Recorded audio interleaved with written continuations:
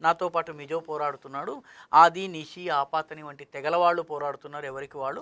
మనందరం కలిసికట్టుగా పోరాడదాం అన్నటువంటి భావన వచ్చినప్పుడు ఈ తిరుగుబాటు మరింత బలపడుతుంది.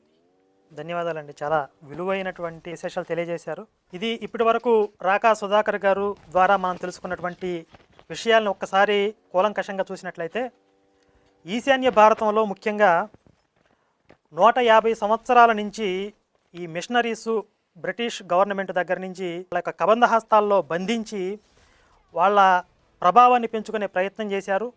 అయితే అంత ప్రతికూల పరిస్థితుల్లో కూడా ఇప్పటికీ ఆ గిరిజన జాతుల్లో పోరాట తత్వం నశించిపోలేదు. వాళ్ళ యొక్క అస్తిత్వాన్ని, ఉనికిని నిలబెట్టుకోవడం కోసం ఇప్పటికీ ప్రయత్నం చేస్తూ పోరాటం చేసేవాళ్ళు ఇంకా మిగిలి ఉన్నారు. ప్రపంచ చరిత్ర చూస్తే సుమారు 700-800 సంవత్సరాల పాటు ఐరోపా ఖండాన్ని చీకటి యుగంలో ముంచి